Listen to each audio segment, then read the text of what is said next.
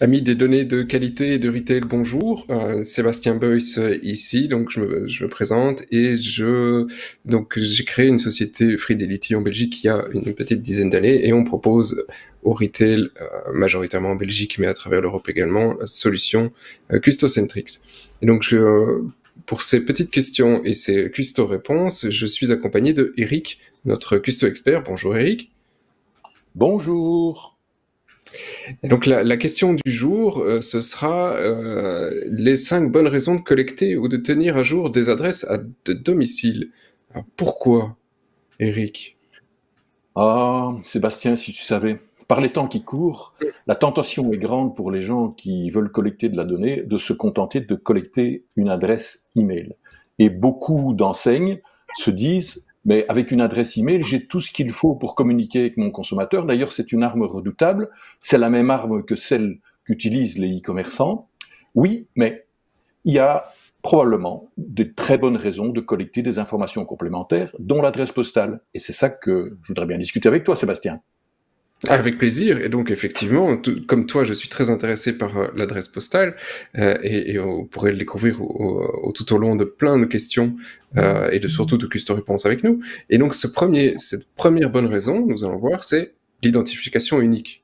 Mais identification unique de qui, comment? Bah, Sébastien, l'identification unique, excuse-moi, je bafouille, l'identification unique de chaque consommateur qu'on a dans notre base. Bah, comme toi, comme moi, une bonne partie des consommateurs ont plusieurs adresses email et ils ont des stratégies quant à l'usage de leur adresse email.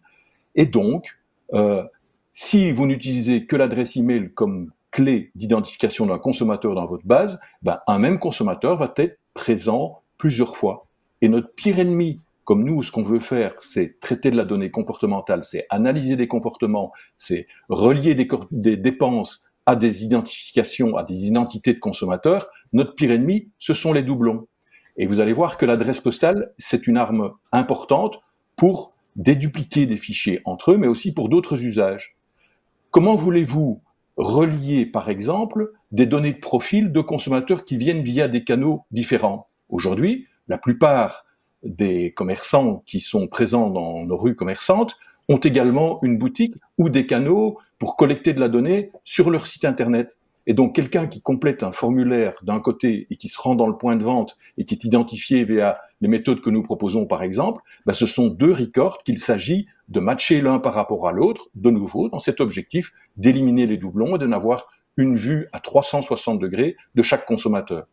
Et puis, imaginez, madame, elle vient sur un canal, nous, on travaille pas mal avec la carte d'identité, elle lit sa carte d'identité, c'est son nom de jeune fille qui sort.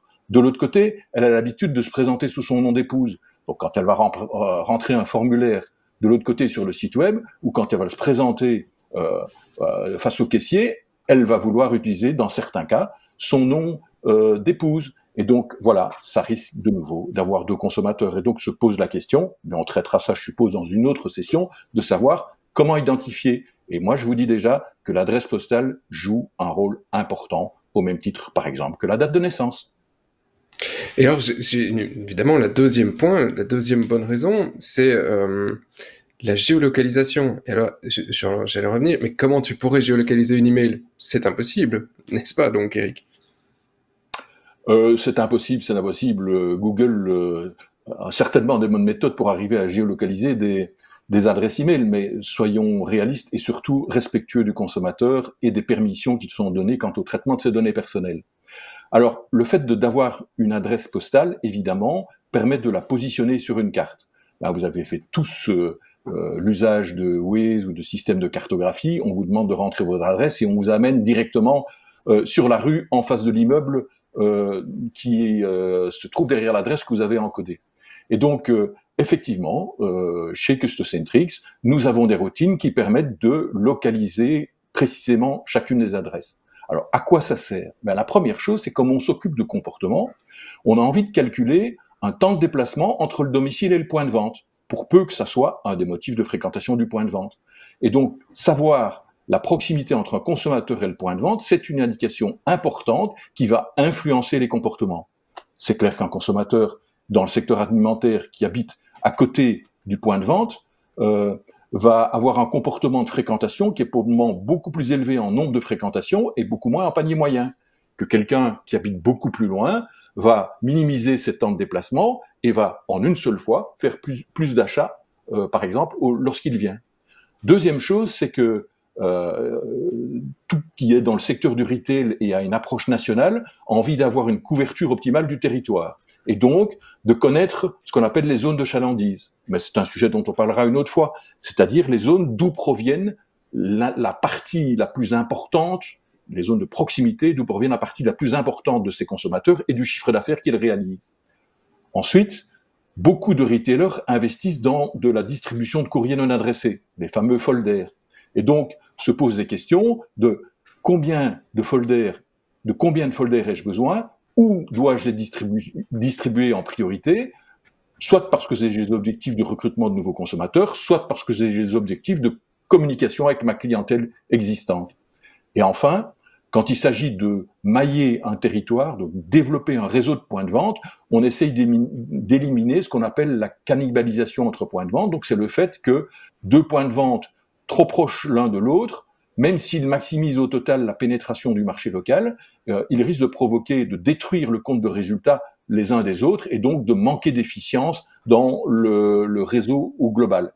Et donc, une stratégie de maillage optimum du territoire nécessite de comprendre les comportements de déplacement des consommateurs et donc de traiter des problèmes de géolocalisation.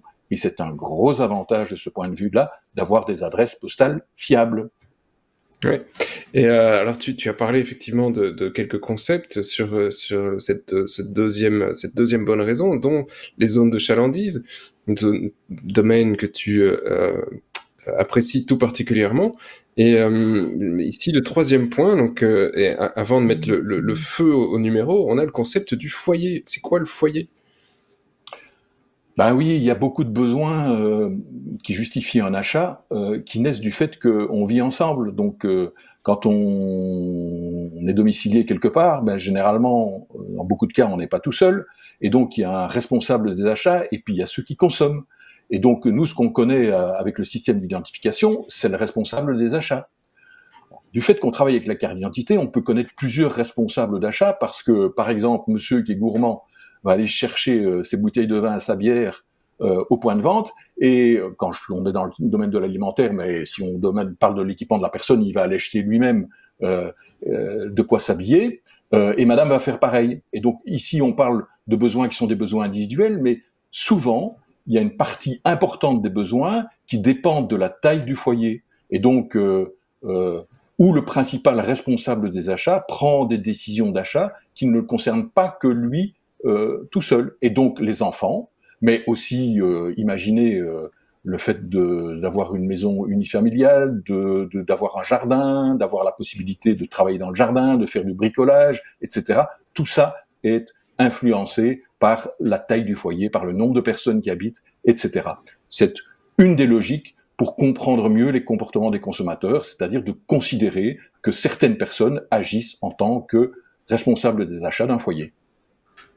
Et un petit peu plus loin que le foyer, mais un concept très proche. Et donc la quatrième bonne raison, c'est grâce à l'adresse, on peut avoir une typologie socio-démographique. Alors, est-ce que tu peux nous rappeler un tout petit peu ce que c'est une typologie socio-démographique ? On va tenter de faire court, Sébastien, parce que là, c'est un sujet sur lequel on peut vraiment s'étendre. Faites l'expérience vous-même. Regardez un petit peu quelle est l'homogénéité des gens qui habitent à proximité de chez vous. Quand on est dans un quartier où il y a toutes des villas 4 façades plutôt de standing élevé, eh bien, on constate que les gens qui habitent là ont des comportements en termes de pouvoir d'achat ou de comportement de placement qui sont fort similaires. C'est un peu d'âge qui s'assemble. Eh bien, il existe des méthodes de données qui utilisent des données qui font partie de ce qu'on appelle l'open data, accessible partout, okay, et qui permettent de enrichir de la donnée individuelle captée par de la donnée qui vient de ces sources de données et qui sont notamment basées sur l'adresse. Et donc, si je connais ton adresse et que je connais par exemple des informations sur les matrices cadastrales, ou que j'utilise correctement de la donnée issue d'informations venant de photos satellites, ben, je peux détecter avec grande probabilité le fait que tu habites dans une maison avec un jardin ou pas un jardin.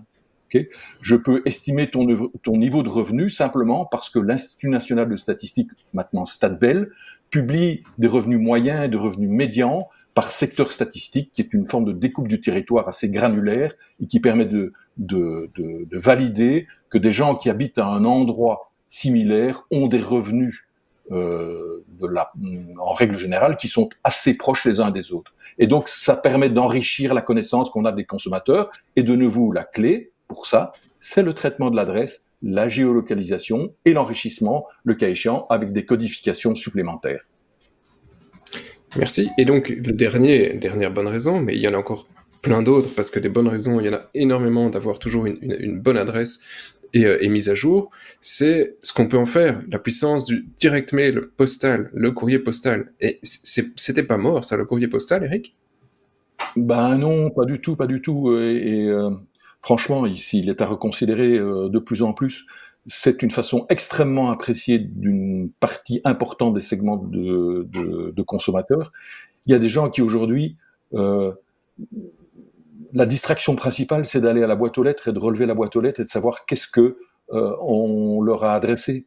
Alors, si ce message il est pertinent, attentionné, qui n'est pas strictement promotionnel, eh bien, ça passe parfaitement. Imaginez que vous receviez une carte postale de la part d'une de vos enseignes préférées pour vous souhaiter bon anniversaire.